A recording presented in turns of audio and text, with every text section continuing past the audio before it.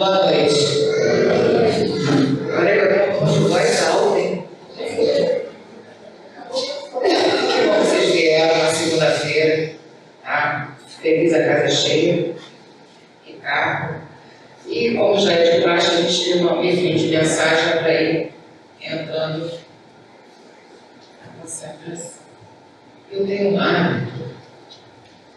Cris, você está muito concentrada no celular. Não, estou escutando. Para ou não para? Sim. Fale o amor. A voz transmite os sentimentos. Alivia ou agrava. Acalma ou enerva. Suaviza ou irrita. Espalha o amor ou o ódio. Modere sua voz. Busque escutar-se. Fale sem afetação ou azedume. Se estiver péssima, faça silêncio. Respeite os ouvidos alheios. Ponha bons sentimentos na voz. Escolha os assuntos. Fale de coisas sadias e alegre. Faça-a subir tão alto que exalte o amor verdadeiro, e cante as esperanças da felicidade. A voz é um sublime dom que Deus nos deu para construirmos alegria e paz. Eu estou brincando com a Cris, mas essa mensagem serve para todos nós, né? Ainda mais nesses tempos difíceis que todos nós estamos vivendo, procurarmos aliarmos as energias boas, as energias positivas e sermos úteis para o próximo, né? Através da palavra, através de uma conversa sadia. Vamos mantendo uma vibração, vamos mantendo a nossa vibração para poder ajudar o próximo. E o ajudar o próximo até com as palavras também é caridade. Né? E é uma condição que todos nós aqui conseguimos fazer. Tá? Fico mais assim, do gotas de esperança para vocês. Tá? Então vamos aproveitar nossos pensamentos nesse momento. Agradecer mais uma vez ao nosso Pai Celestial, aos mentores dessa casa, por mais essa reunião pública, para podermos manter sempre o nosso pensamento, a nossa vibração e continuar, Senhor, na Tua luz, no Teu caminho, tentando ultrapassarmos cada um de nós aqui, todos os nossos obstáculos que estão dentro da nossa existência e que no final, com a Tua força, com a nossa fé, vamos sair vencedores. Obrigado à espiritualidade dessa casa por mais essa noite. Que o nosso irmão Ricardo possa ser iluminado, que ele possa dar a sua palestra, que todos nós possamos realmente absorver um pouquinho mais desse conhecimento. Graças a Deus. Bem, boa noite. Boa noite.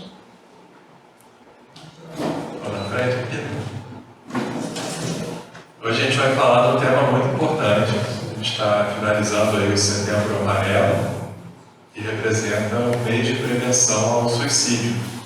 E a gente precisa falar sobre isso. Por muitas décadas esse tema era um tabu. As pessoas cometiam o ato, né? E isso era sempre dentro da própria família, nunca comentado, né? De alguma forma. Ninguém queria falar de suicídio. E até hoje é difícil. Dentro da sua própria família, muito provavelmente alguém já deve ter cometido isso lá atrás. Ou não tão lá atrás. É algo comum, não tão comum, né, mas acontece ainda. Mas poderia ser evitado. Quando a gente começa a conversar sobre isso de uma maneira consciente, de uma forma lúcida, sem extravagâncias, nem nada, a gente consegue diminuir esses números. A cada 45 minutos, uma pessoa se suicida no Brasil. É um número forte. Quem gosta de futebol, no jogo, 2 pessoas se suicidam do início até o final do jogo. A partida de novembro. Então, pensar, no mundo, a cada 40 segundos, uma pessoa tira a própria vida. Realmente é muito grave. E isso vem crescendo, por incrível que pareça. O Brasil está subindo posições no ranking mundial do suicídio. A gente está em 8º. A gente está lá embaixo em várias coisas, né? Mas nesse a gente está subindo e rápido. Porque a gente deveria estar tendo mais políticas públicas sobre isso. E a gente não vê, né, tanta coisa sendo feita, desde as escolas, e a coisa está começando cedo, muito cedo. 30% de aumento do suicídio entre os jovens nos últimos anos. Enquanto a média cresce em 10%, os jovens subiram em 30%. E a projeção disso continua aumentando, e cada vez mais precoce.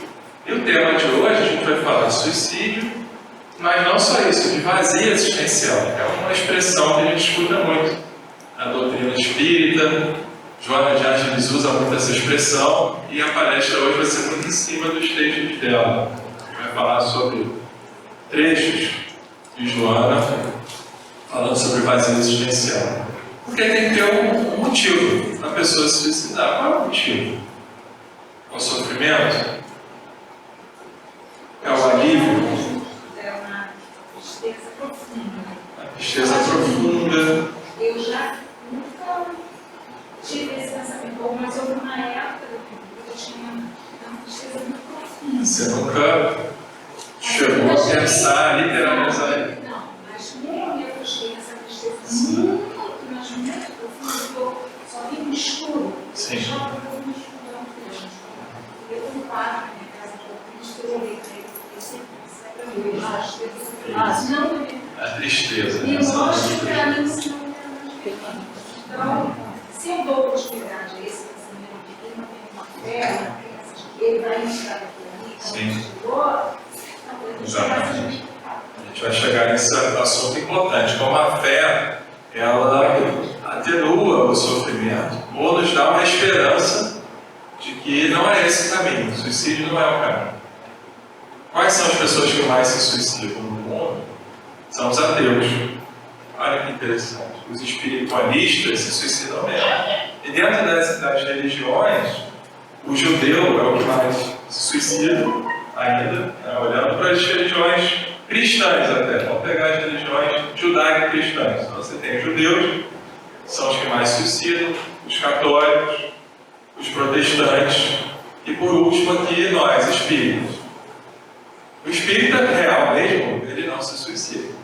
Por quê? A gente tem muita informação, muitas obras nos alertando sistematicamente que esse é o caminho, a pior escolha que você poderia fazer é antecipar a sua existência, por vontade própria. Né? Não é o pai que está tirando a sua vida, não é Deus, mas é você. Então tem um erro grave aí.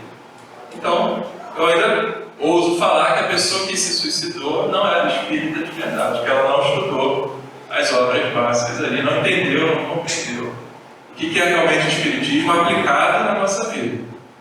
Então, isso eu acho que é um alento. A gente está buscando, de alguma forma, o espiritismo. Se passa pela nossa cabeça, pode acontecer mesmo assim, tá? Não vamos negligenciar isso. Existe a tristeza, existe uma tristeza que pode causar uma doença muito comum chamada depressão. A gente tem que falar de depressão, é o segundo maior transtorno no Brasil, atrás somente da ansiedade. Então a gente tem a ansiedade, logo em seguida a depressão. Está aí no meio de nós. Se a gente for pegar aqui no salão, muito provavelmente alguém ou já sofreu de depressão, ou de ansiedade, ou de ambos, ou está acontecendo agora. Os números são altíssimos, está muito perto da gente. Ou nós ou a nossa família, aí já é praticamente 100%. Então, assim, como combater isso? 90% dos casos de suicídio poderiam ter sido evitados. Olha só, se a pessoa tivesse buscado uma ajuda psicoterapêutica, psiquiátrica, né, espiritual, poderia ter sido evitado. Se ela não buscou, será que as pessoas que estão à volta também não tiveram a prontidão de ir lá e mostrar esse caminho, falar sobre isso, ou ficou só aquela coisa, não, sai dessa cama, levanta daí, não tem motivo para você ficar assim, vamos embora, vida que segue. Não é essa a nossa postura. É a gente, primeiro, acolher o que está acontecendo ali, ouvir.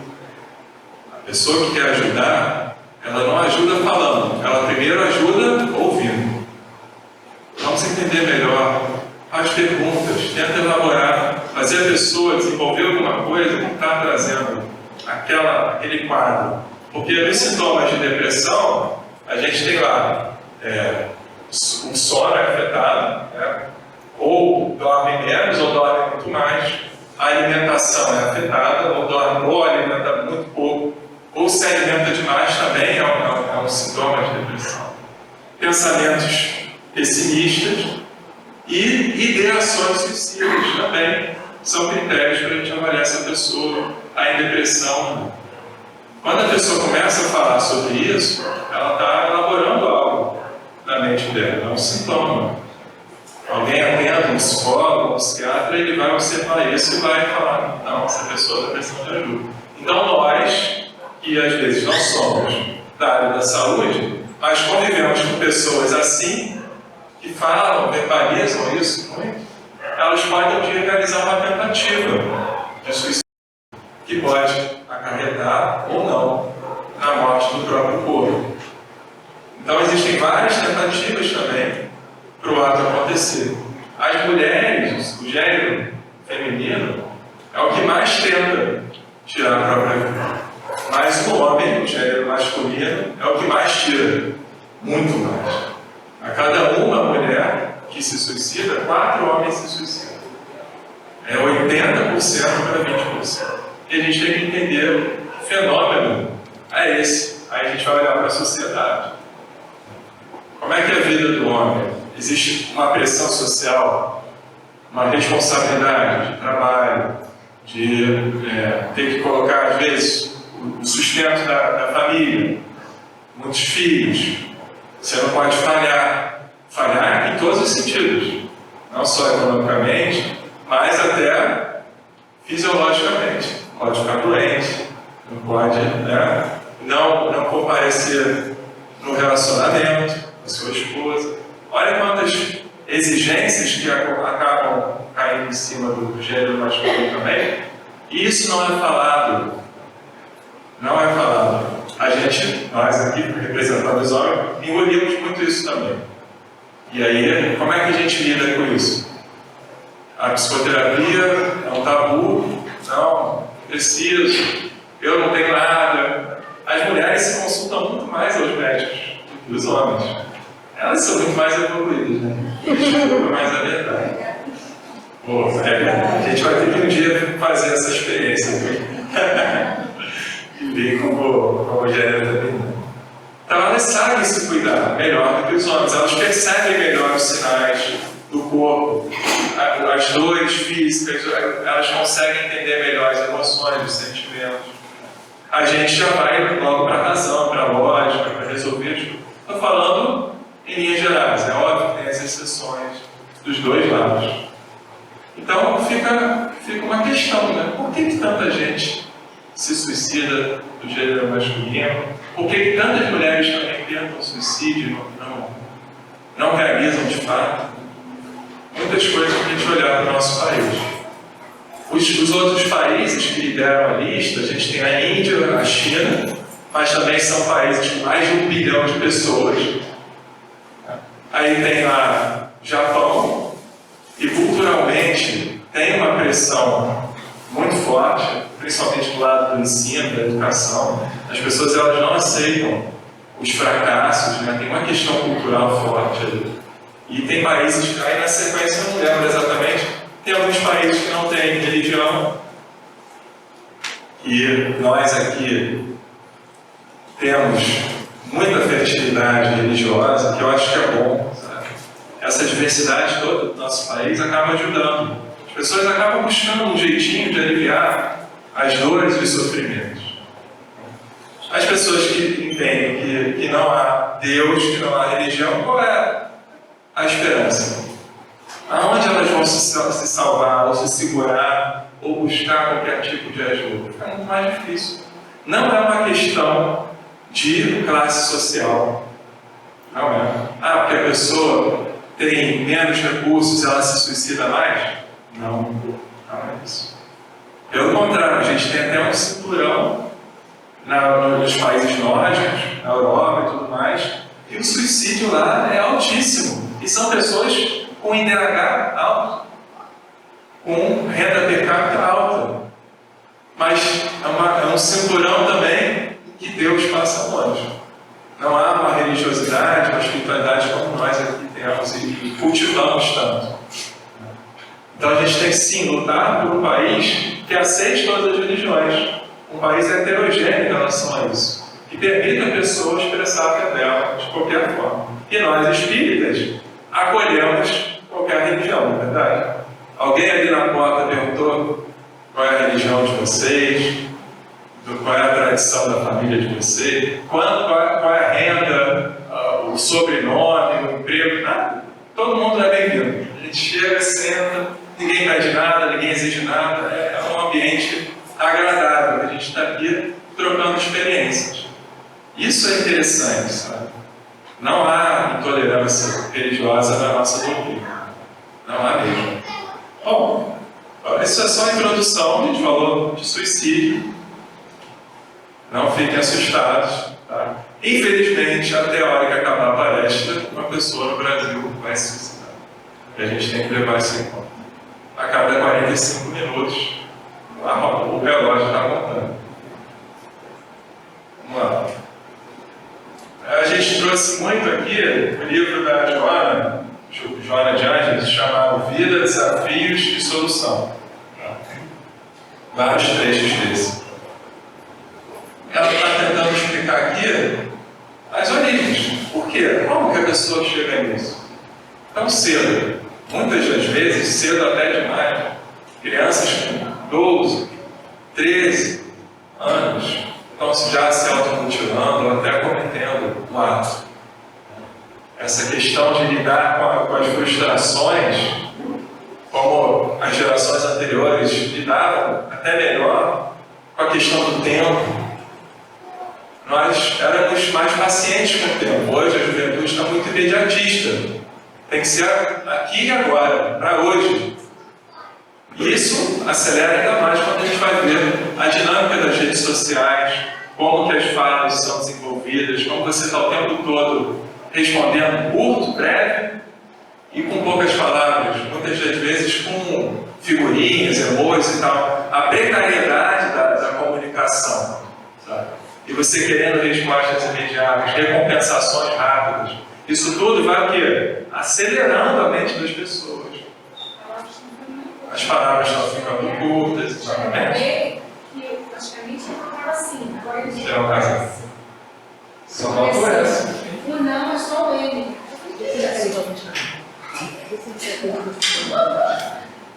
O sim é o S, o não é o N. Verdade.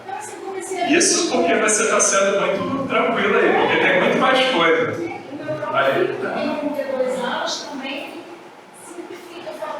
Outro fator importante para a gente observar nos jovens, a banalização dos encontros de relacionamento. Hoje, com os aplicativos, você tem, sabe, uma maneira muito superficial de marcar encontros. Esse sim, esse não, mas esse sim, esse não. Se eu quero, não quero, encaixou, encontra. E aí tem aquela experiência, sabe Deus como, né, que é, porque quem é que está do outro lado? Será que aquela foto é aquela pessoa? Como é que há os encontros? Como é que os encontros são marcados? E qual a intenção dos encontros? Acho que o principal é isso. A intenção é o quê? Satisfação dos sentidos? É alguma coisa rápida? Ou a pessoa está realmente buscando um relacionamento afetivo, um relacionamento sério? Como na nossa época, né? Já estou falando da nossa época, estou me botando muito velho também, não sou tão velho assim não, tá? Então, olha só, as gerações anteriores, né? O pessoal, sei lá, nasceu nos anos 80, 90, assim. A gente tinha a conquista, né? A gente tentava, ia lá, tinha um romance que foi perdido está sendo perdido nas gerações, sei lá, de 2000 ou 2005 para cá, está desaparecendo.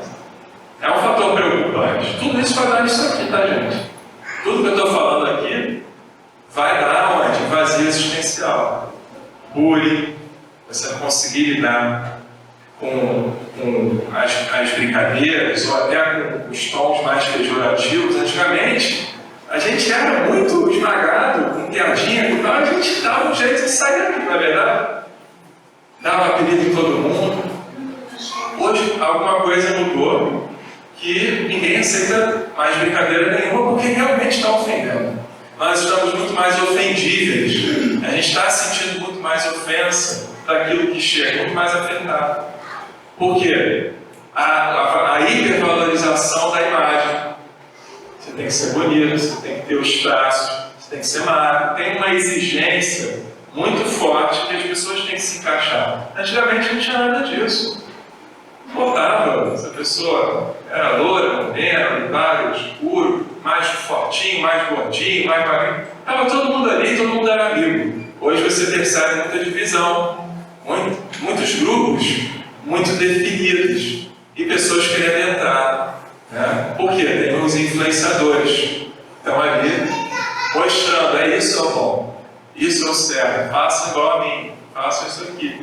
E é essa busca frenética para alcançar algo que você não é, esse desejo de vir a ser alguma coisa, ou o desejo de não ser o que você é, leva ao desespero, à loucura e ao ato, e muitas das vezes.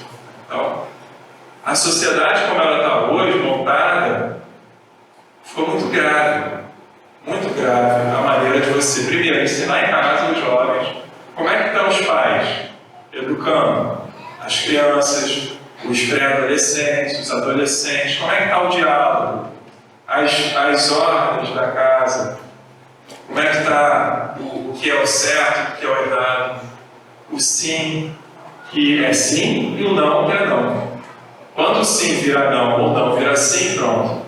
Já tem alguém ali se sobressaindo. Então, acho também que houve um afrouxamento geral na forma de lidar com os jovens hoje, sabe? Não estou dizendo que a gente tem que voltar para os modelos antigos, de bater, de fazer aquelas coisas, não é nada disso. Mas a palavra de pai e a palavra de mãe tem que prevalecer, a autoridade dele. Porque todo mundo fala que, mas o meu amiguinho já tem o celular, o meu amiguinho já está na rede social, a minha amiguinha já está saindo, já está usando salto, a outra já está tentando, tudo muito novinho, muito pequenininho. E aí, se a gente não tiver a forma correta de educar, a geração se perde muito rápido. E uma outra forma de educação é o quê? Evangelização. Trazer as crianças para cá. Ter momentos para elas, de alguma forma, talvez mais lúdica, ouvirem que a gente fala aqui, a gente fala de Jesus, a gente fala de Deus, sabe?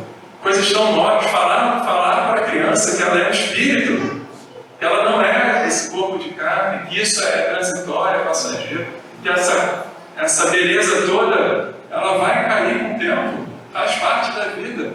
Se a gente mudar essas orientações, desde cedo, elas vão crescer, a coisa vai apertar, a juventude chega, as vontades, né, as curiosidades, os desejos e tal vão chegando forte e elas não têm referência para pedir ajuda, para pedir uma orientação ou até vir mesmo buscar um alívio. Onde eu vou? Eu vou na igreja, eu vou no centro espírita, eu vou no culto. Tem que ter um lugar. E quem é que apresenta esse lugar? Os pais. Os responsáveis, aqueles que estão ali de alguma forma conduzindo a educação. É muito importante. Muito importante. E se a gente quer um país melhor, não é só mudar governo, mudar política, é mudar a nossa atitude. Nossa atitude diante daqueles que estão próximos da gente, dentro de casa, nas nossas redondezas, com a esposa, marido. A gente precisa falar sobre assuntos mais profundos, mais sérios. Assuntos como esse, mais pesado, talvez, mais sentido. Outro dia, lá no Seja, onde a gente trabalha, no Centro Espírita, levantaram uma questão: como é que a gente vai falar de suicídio, de tirar a própria vida com uma criança, com um jovem? E aí eu falei assim: olha, a gente não tem que falar sobre isso diretamente, mas a gente fala da valorização da vida. A vida é uma joia preciosa. Enaltecer estar vivo, enaltecer estar respirando, estar com saúde, estar em desenvolvimento. É assim que a gente trabalha o suicídio. Falar o quê? Eu vou morrer? Não, eu amo meu corpo, eu amo o meu trabalho, eu amo minha família, eu tenho outros valores que me permitem ficar aqui, vivendo e suportando o sofrimento, que a gente vai suportar mesmo. Essa informação que eu dou não quer dizer que nós não vamos mais sofrer a partir daí, que não vai acontecer mais nada de ruim. Mas sim, a vida é atribulada, mas a gente consegue agora enxergar diferente, tomar uma outra atitude diante disso e saber trabalhar com resignação, com a falta, com as dores do corpo, da mente. Tem vários elementos aí que precisam ser trabalhados. E isso é ensinado para as gerações que estão chegando, seja na escola. Se a escola não está cumprindo esse papel, nós em casa sim devemos cumprir. Não há terceirização de responsabilidade. Botou o filho no mundo, aguenta, tem que dar conta. Está ali na casa, às vezes não é o filho, mas é o sobrinho, não é enteado, é um neto, que seja. Eu vou dar uma orientação. Se eu receber aos trancos e barrancos algum tipo de orientação, eu preciso passar adiante. Eu estou evitando, às vezes, o caso extremo, lá na frente, daquela pessoa sucumbir a ela mesma, ao seu próprio sofrimento. A pessoa que se suicida, ela não quer tirar a própria vida, ela quer aliviar o sofrimento dela. Isso é muito importante. E ela não consegue desassociar o sofrimento dela com a vida biológica dela. E aí ela comete o ato. Talvez por falta de conhecimento, que a gente aqui já sabe como é que a coisa funciona do lado de lá. Então, quando a gente entende que o sofrimento é transitório, a vida, ela, por mais dura que seja, a gente tem um recadinho que vai passar. Isso também passa. Foi um recadinho que Chico Xavier recebeu da Virgem Maria. Não sei se vocês sabem, mas uma das mensagens que ele recebeu era isso. Isto também passa. Aí o Chico pegou aquilo e colou na cabeceira da cama dele. Claro, todo dia que ele vai deitar na cama, isso também passa. Trabalhei muito. Nossa, escrevi vários livros. Consegui ofertar recursos para várias pessoas. Minha vida está boa, estou bem, estou com saúde. Ele vai olhar para aquilo ali e vai ver o quê? Isso também vai passar.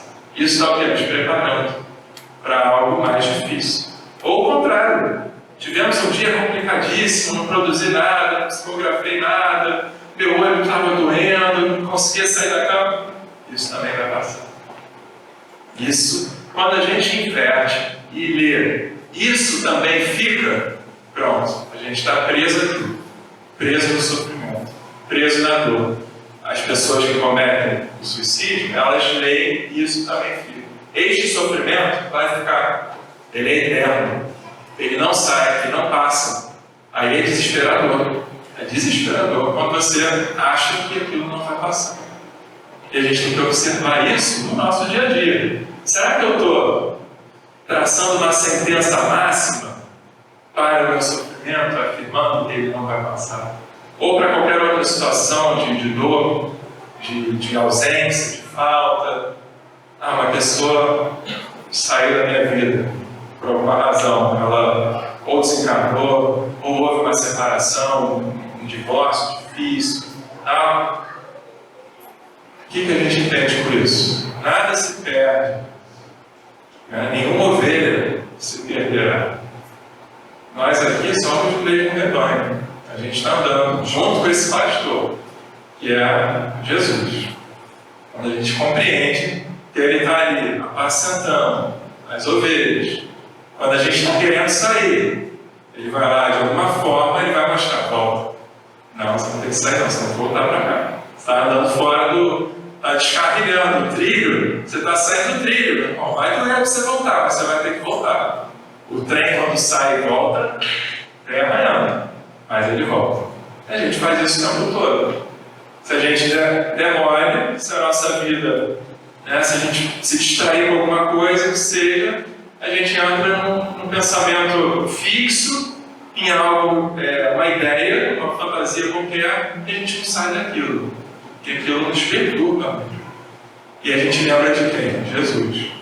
Quando a gente consegue trazer para o Evangelho, a gente tem a gente tem tanto recurso hoje, dentro da doutrina espírita.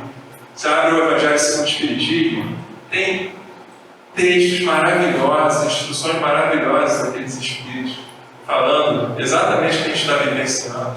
A gente abre o Joana de Nós e a gente lê maravilhosamente bem, sabe? Como ela traz para a nossa realidade, sabe? Por isso que a gente precisa estudar, se aprofundar mesmo.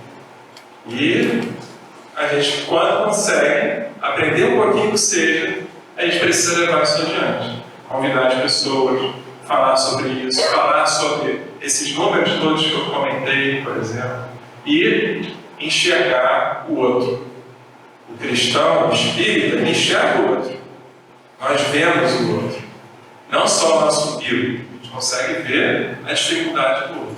E se colocar lá como uma mão auxiliadora.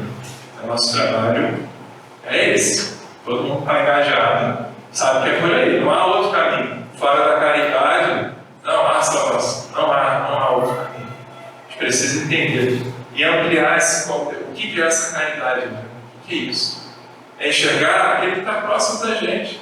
Não é aquele que está lá na China, é o que está aqui no nosso contexto, no nosso bairro, na nossa vizinhança.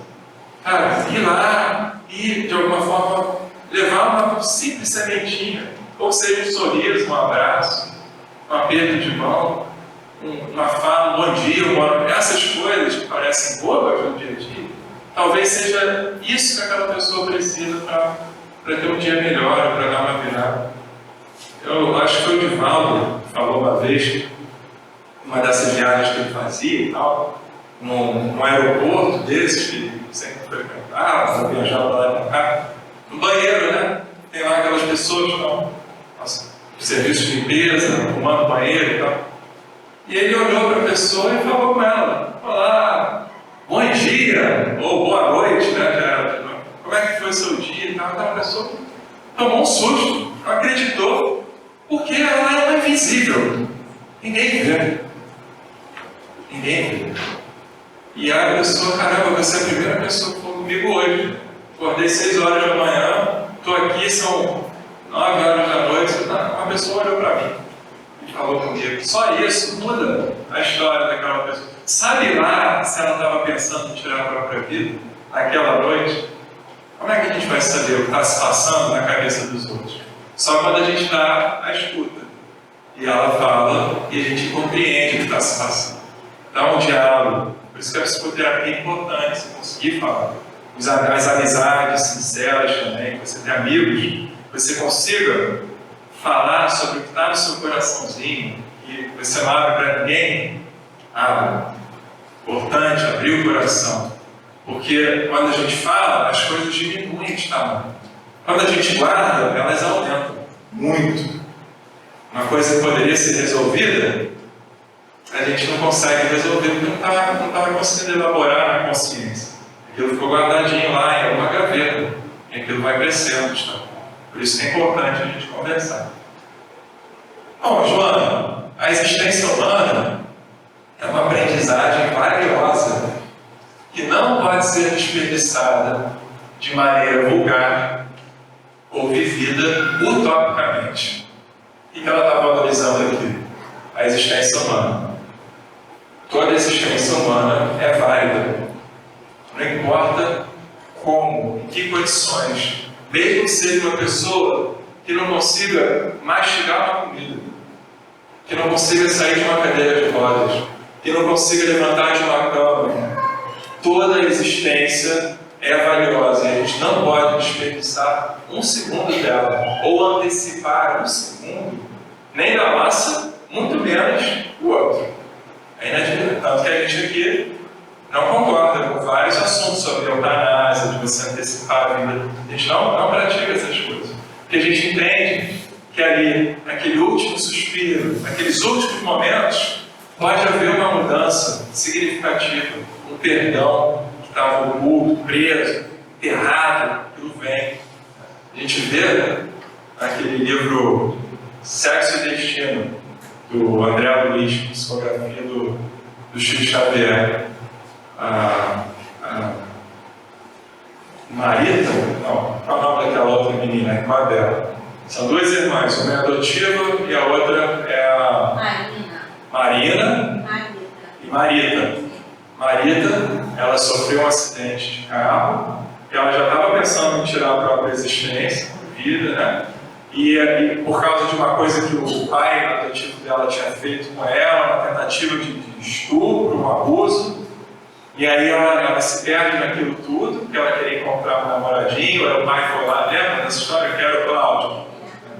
E aí ela sai pelas ruas assim, desesperada e tal, ela sofre um acidente e ela fica em coma, né, no hospital por muito tempo.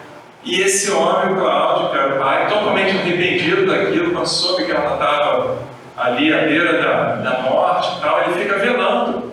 E uma das pessoas chega lá no hospital e apresenta o Evangelho, segundo o Espiritismo, para ele, uma pessoa espírita, que era o farmacêutico, que tinha dado remédios para ela, que ela tinha pedido para o cachorro, mas ela ia tomar os remédios para tirar a própria existência. O farmacêutico teve alguma intuição, diminuiu as dosagens e deu os remédios para ela. Ela tomou, mas ela não conseguiu se suicidar, ela ficou meio brava. E esse mesmo farmacêutico soube da história, que ela foi internada, e foi lá visitá-la.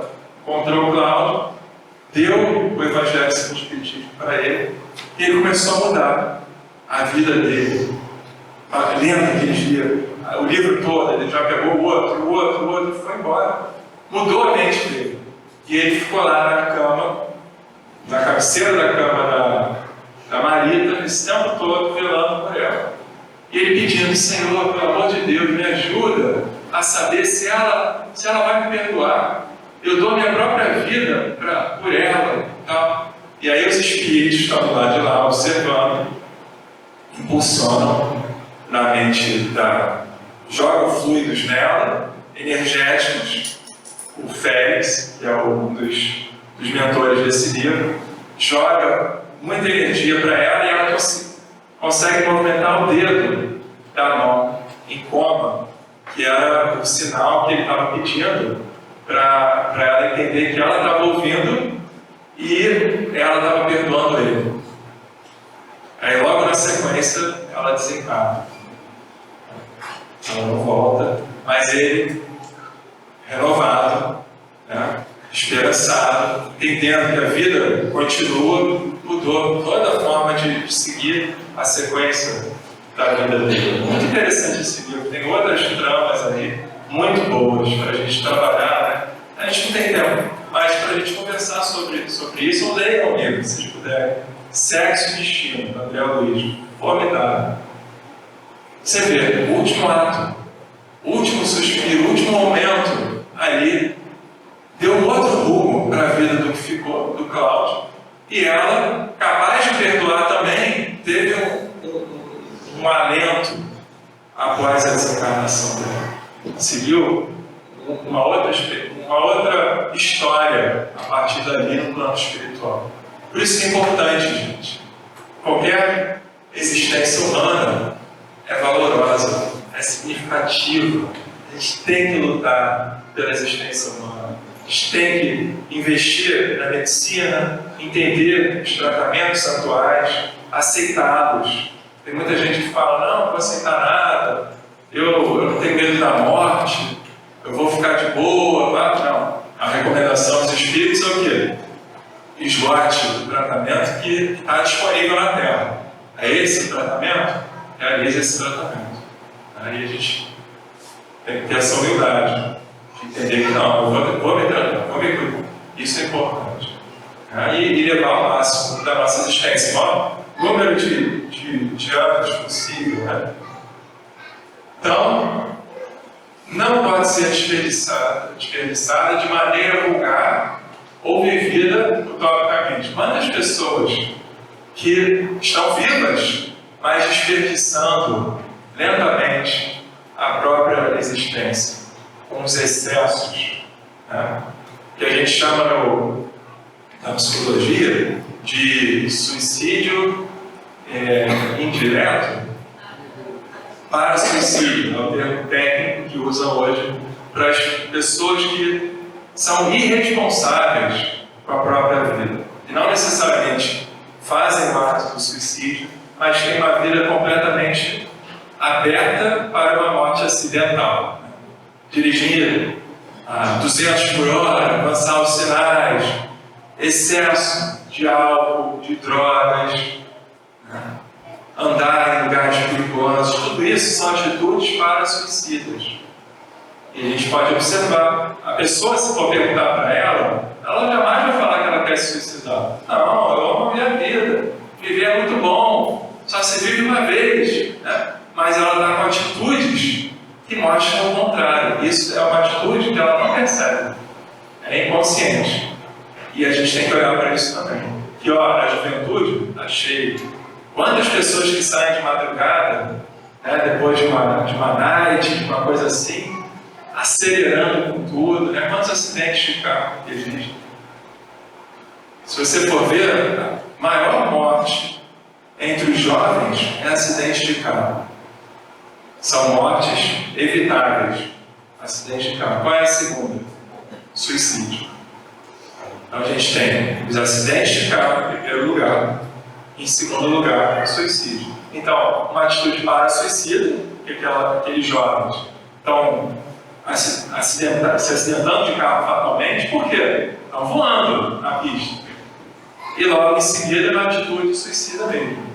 E se a gente for pensar, por que ele está voando na pista? Provavelmente já tinha tomado algumas, estava ou drogas, estava ali fissurado, vivendo uma experiência intensa de satisfação dos próprios sentidos, realização de desejo, e foi com tudo, sabe? Então está tudo de alguma forma interligado. A gente tem que olhar para isso, sabe? Mais de 1.300.000 jovens morrem no mundo, na última estatística que saiu, por causa disso. Acidente de carro e suicídio. Tá? Bem bacana. Prestar atenção. Você vê a expressão que ela usa, qual se fosse uma viagem ao país da ilusão. É o país da ilusão. Eu nunca vou envelhecer. Eu vou ser jovem eternamente. Eu vou ser sempre famoso, sempre milionário, sempre rico. Sabe? Umas ideações muito fora da curva. Muitas fantasias que não deixam a pessoa ver a vida como ela é. Trabalho, responsabilidade, acordar cedo, lidar com o chefe, lidar com a escola, lidar com a faculdade, pagar boleto. Olha quanta responsabilidade que tem pagar boleto, então, né? Quanta responsabilidade que aparece aí na vida adulta. E aí a gente tem uma expressão, que não é da Joana de Anjos, mas é da doutora Alice da Silveira, a psicografia que ela fez do livro Reconstruindo Emoções, lá da nossa Iraci Campos. Ela fala em adultescente. É uma expressão interessante para a gente pensar. Adultos, biologicamente falando. Pessoas com 40 anos, 35 e tal, que são adolescentes. Postura de adolescente. Vivem como adolescente. Jogando videogame, morando na casa dos pais, não tem responsabilidade com criar família, não fazer nada. Só estão ali sugando. Né? Uma experiência tardia da adolescência. E vai ficando, né? Isso é muito comum hoje em dia. É claro que a gente vai pensar, né? Pô, você tem um imóvel, ficou muito mais difícil a pessoa sair de casa, as coisas estão muito mais difíceis mesmo de você conquistar. Mas eu não vejo o esforço acontecendo, mas sim a acomodação. Muito fácil, você chegar, acordar 11 horas da manhã, abrir a geladeira, tá tudo cheio, que a mamãe e o papai comprou, ficar ali, sentar, vendo série, jogando videogame, paquerando umas umas e outras ali no aplicativo, tendo encontros fortuitos, dormir a hora que quer. Assim de gente assim. Muita gente. E a gente tem que olhar para isso também. Sabe? Por quê? É o quê? A da ilusão. Tá tudo certo. Meu pai e minha mãe dão tudo.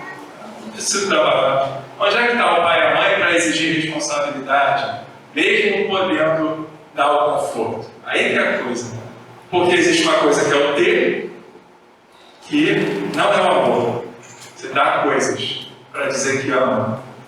Quanta gente faz isso? Eu trabalho o dia inteiro. Eu não tenho tempo com meus filhos. Mas eu vou chegar em casa com um negocinho. É um brinquedinho, é um tablet, é um celular. Eu vou pagar uma viagenzinha.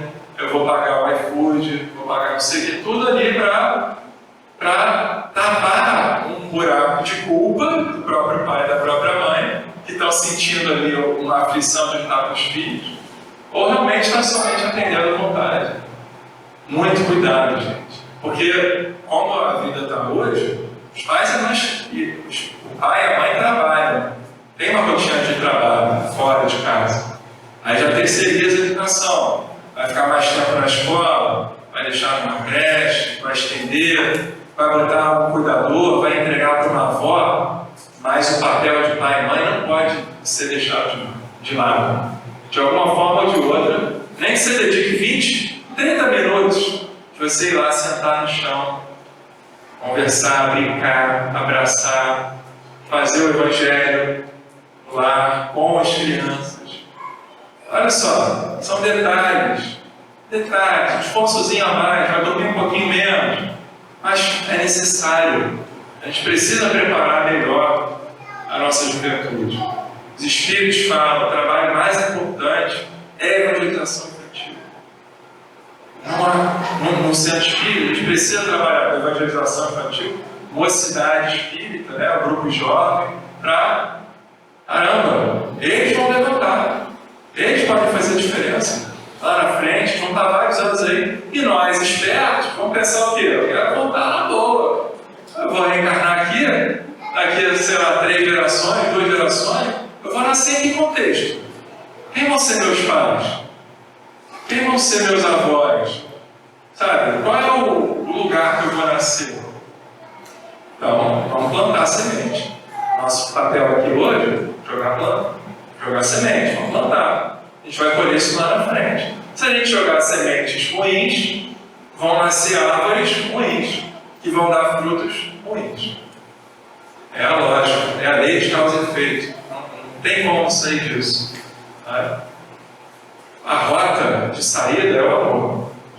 É amar o próximo, amar aquele que está chegando, amar o menor, o mais fraco, aquele que está desamparado, está vulnerável, que a gente vai não só amá-lo, mas instruí-lo de acordo com o que a gente entende como um valor para nós, adultos. Se é um valor para nós, deve ser um valor para os jovens, deve ser um valor para as crianças. A gente não obriga a ir para a escola, não tem que ir todo dia, não quero ir, não quero fazer o dever de casa, vai fazer o dever de casa. A gente não tem tanta rigidez com os jovens para ir para a escola, deveria ter também para a evangelização. É uma questão para a gente pensar. Não pode professor, quando crescer, escolhe, faz o que quer, o que quer.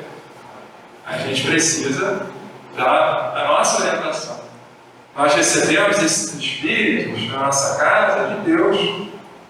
A gente não sabe os motivos, mas o nosso dever é prepará-los para Deus.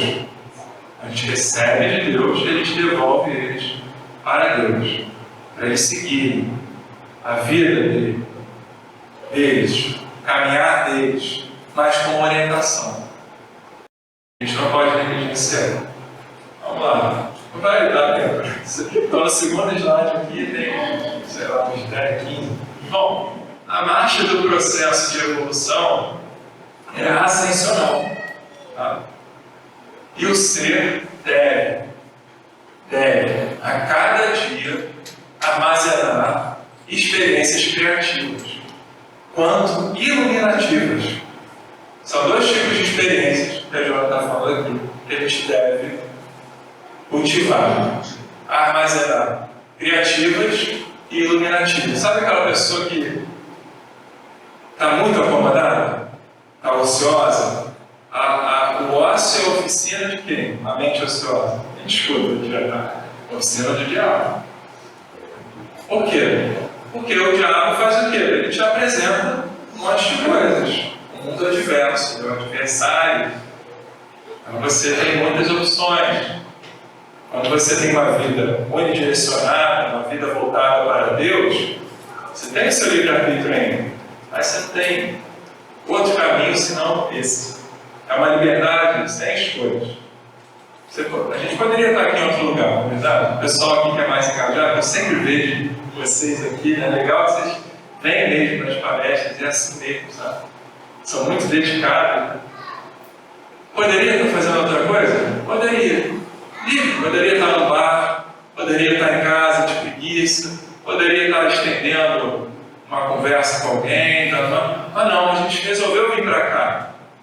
Já não tem mais outra escolha, sabe? Real, o coração. Nosso coração fica batendo assim, não, vou lá, receber meu passo, ver a palestra, chegar em casa bem, dormir bem, acordar bem, faz a diferença na vida da gente. É uma liberdade, não tem mais escolhas.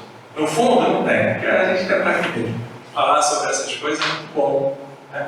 Mas quando a gente vê uma libertinagem, né, que não é liberdade, eu vejo muita gente falando, não, a gente é livre, posso fazer o que eu quiser. Não, até a página 2.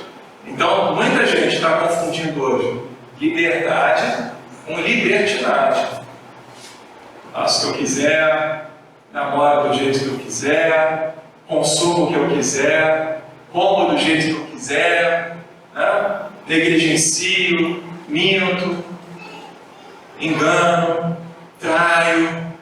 É livre. É essa liberdade que eles falam para a gente. É esse tipo de liberdade. Não é isso. Isso é uma vida libertinosa, uma vida fluida.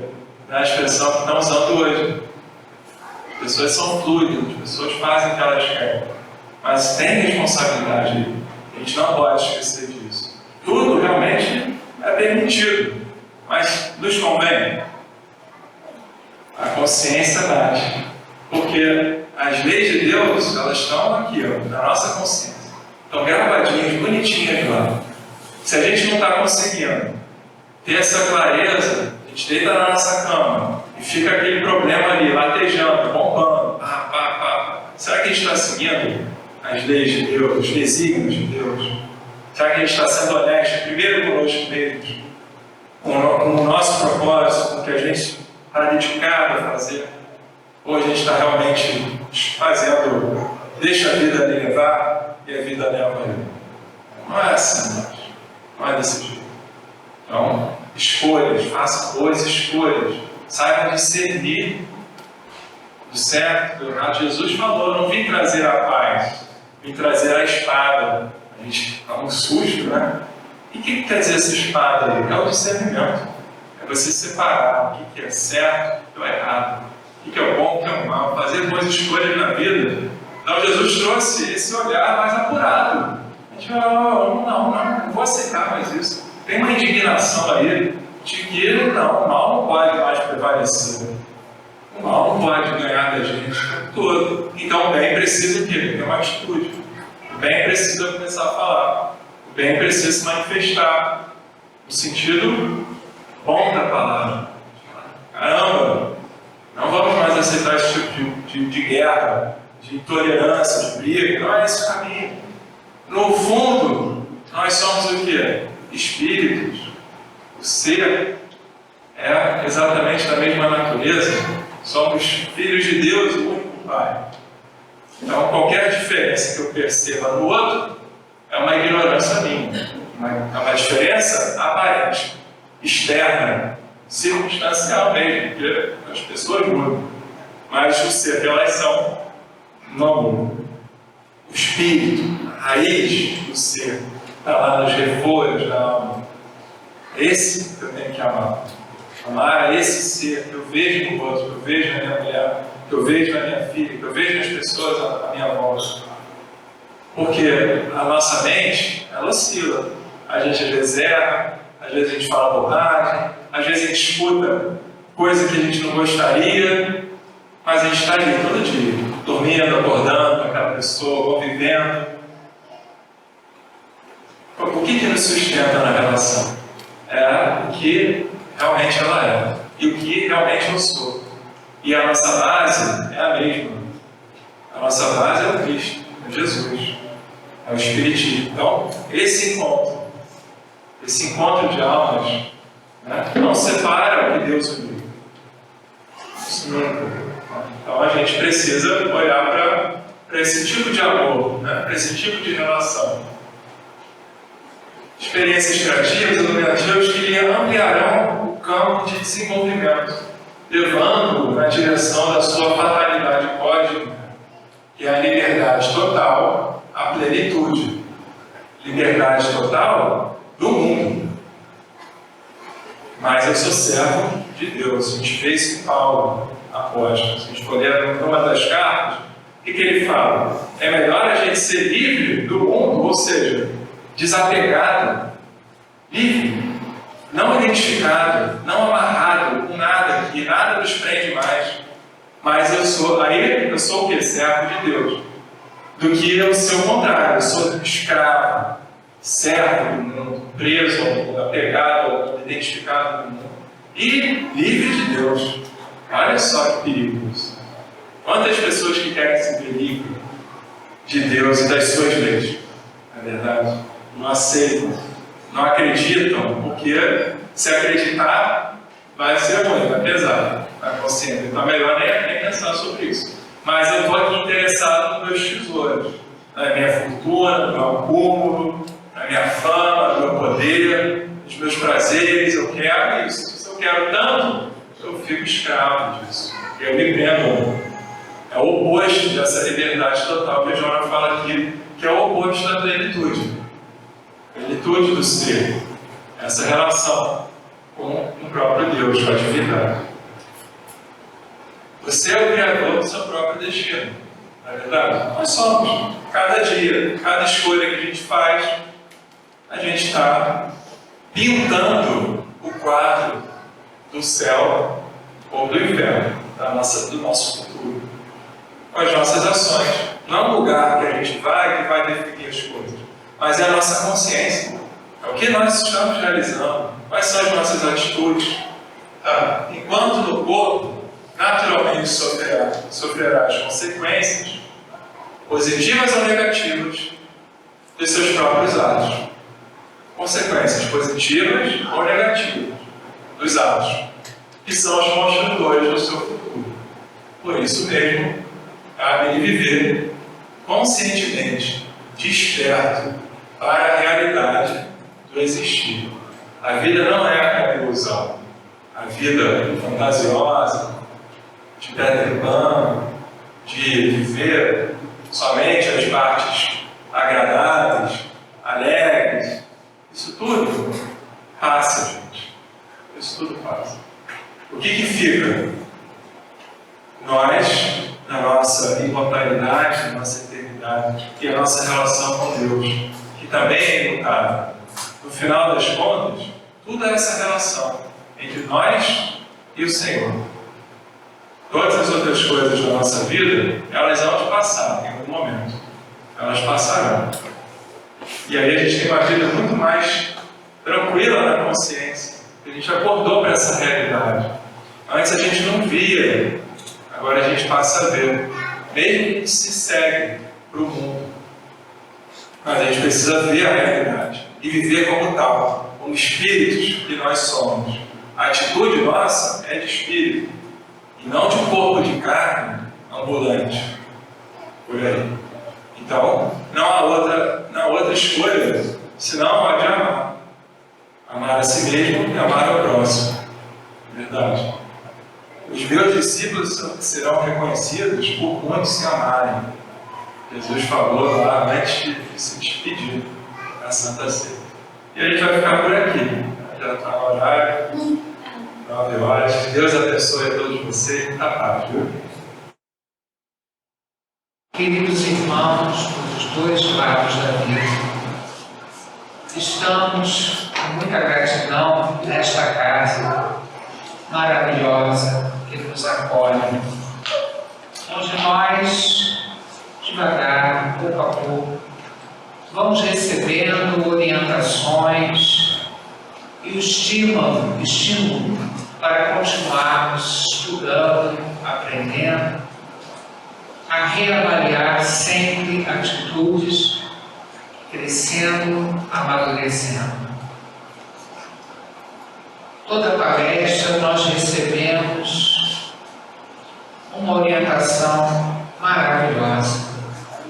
E hoje, quando foi importante a palavra do nosso Ricardo para todos nós, dos dois lados da vida, aqueles mais jovens e aqueles com mais idade, sempre é tempo para recomeçar, refletir e tentar nos harmonizar com as leis divinas. Para isso pedimos força a Deus, todos nós aqui. Ninguém aqui é perfeito, todos nós, se estamos na Terra, é porque precisamos de algum ensinamento, precisamos passar por algumas situações, algumas provas, e tudo passa, né? Mas passa deixando um ensinamento para todos nós. Então que nessa noite possamos receber do nosso anjo da guarda, dos nossos amigos espirituais, essa força para superarmos as nossas provas e afastar da nossa cabeça, da nossa mente, essas energias, esses pensamentos ruins que queiram nos afastar das leis divinas no caminho do bem. Possamos refletir sobre isso e descobrir em nós a nossa força, a força de viver, a força de buscar sempre um caminho melhor. Está em nós. Nós temos essa luz dentro do nosso coração, na nossa mente. E precisamos levantar a nossa autoestima e acreditar nessa energia divina que o Pai colocou dentro de nós. Por isso aqui estamos e vamos então fazer as nossas orações. Vamos formar uma corrente positiva de energia amorosa para levar aos nossos irmãos, primeiramente aqueles que desencarnaram, que tiveram a sua possibilidade de estudo aqui na Terra e hoje estão no plano espiritual.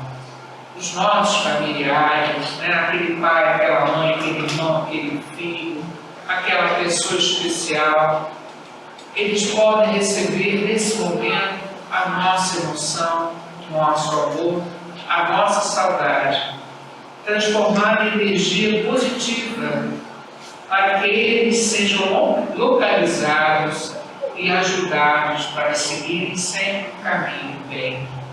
Para as nossas companhias espirituais, para os irmãos encarnados que aqui estão, para todos os nomes que nós colocamos na caixinha de prece, essa corrente amorosa, essa vida que continua, essa energia que Deus emana, possa chegar a cada um desses corações.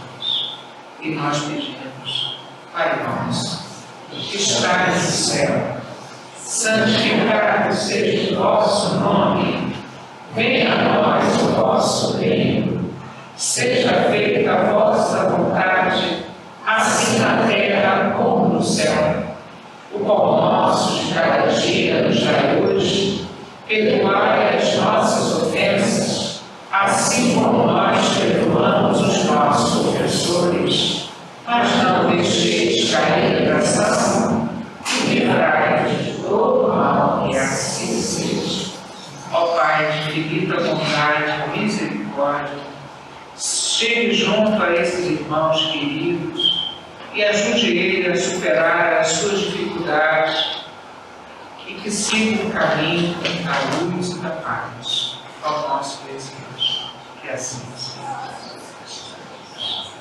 E continuando nessa energia, nós quando estamos reunidos em prece, nós estamos formando uma corrente muito bonita de amor e que pode, nesse momento, sair daqui em direção especialmente aos nossos lares, lá que é o grande laboratório da família, lá onde estão, às vezes, os nossos grandes amores e nossos desafetos do passado.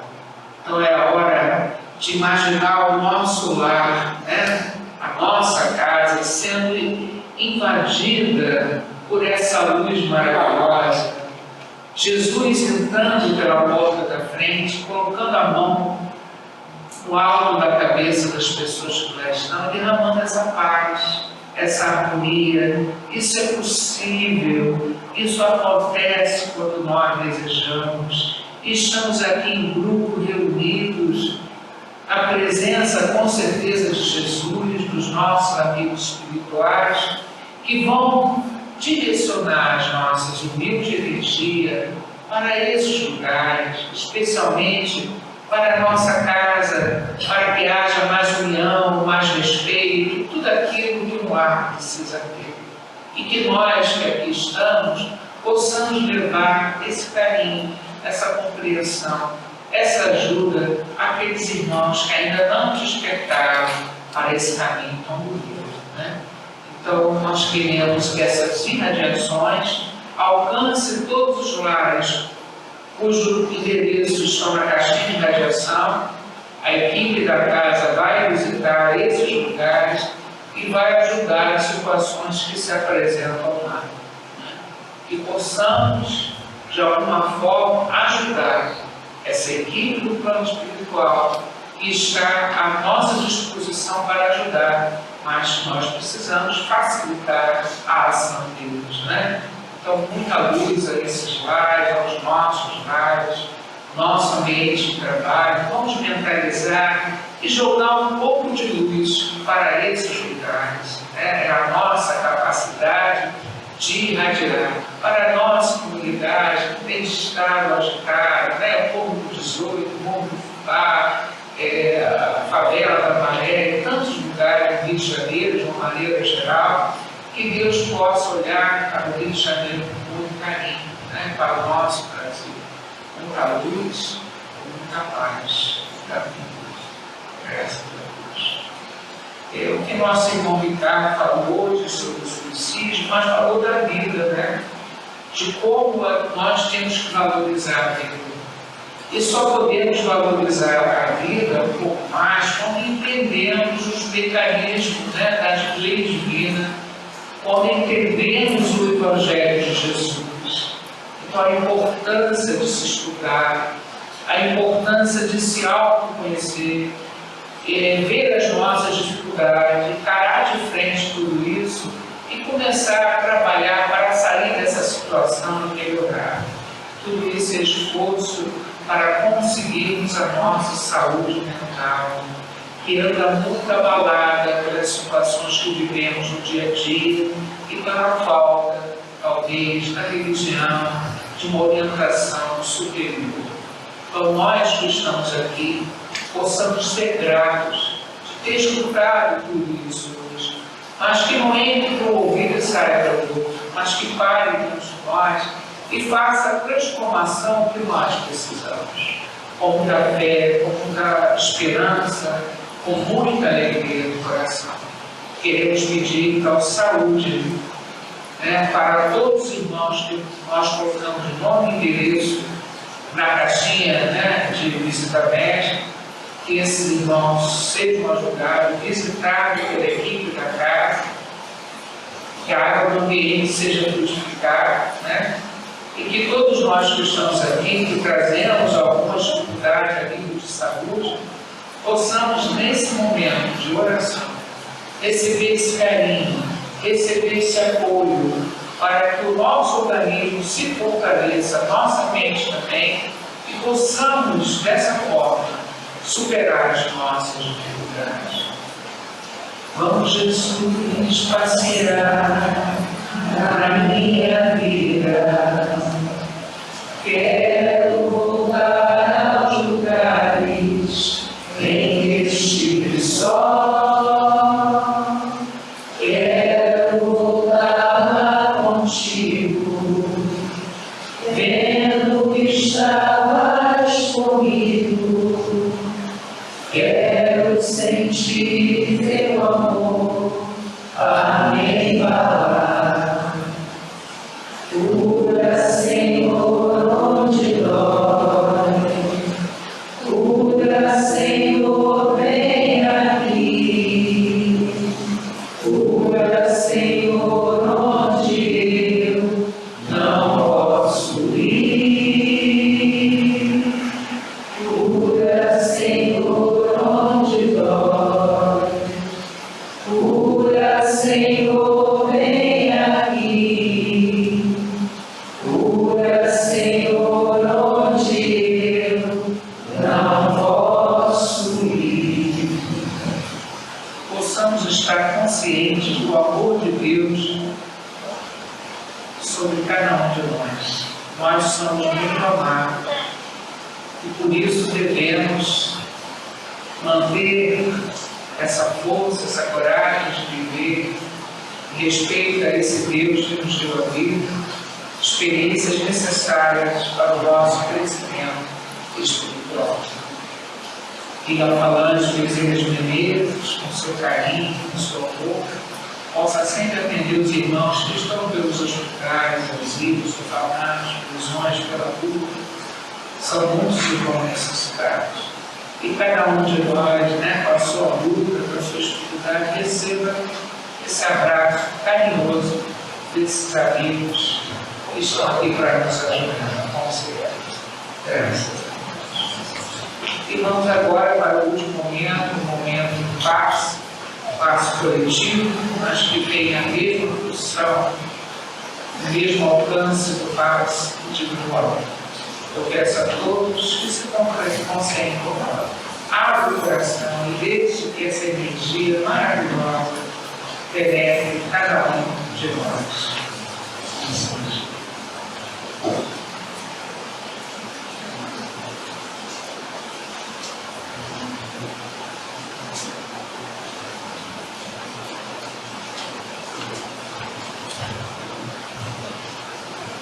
Levemos o nosso pensamento a Jesus. Senhor, tua luz traz imensa paz.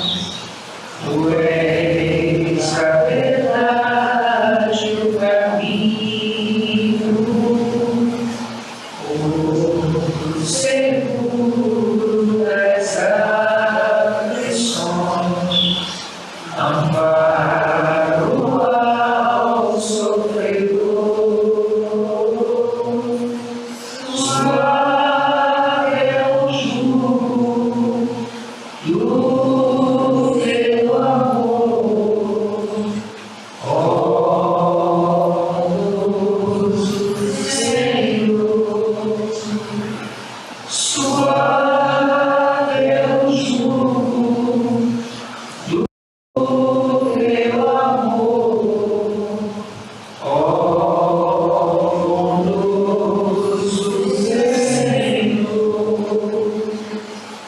Possamos lembrar da bondade de Deus, ter a certeza que Ele jamais vai nos abandonar. Nos momentos mais difíceis, nos carrega no colo. Possamos sair hoje desta casa renovados, com esperança, sem medo de recomeçar, sem medo de tentar de novo, porque Deus vai sempre nos apoiar para o refazimento, para novas escolhas na nossa vida. Ó Pai, de infinita bondade, a nossa gratidão e amparo que nós pedimos para todos os espíritos que vieram aqui hoje ser tratados nessa casa, para todos os irmãos que vieram aqui hoje, todos sintam-se fortalecidos, que os nossos pais sejam iluminados.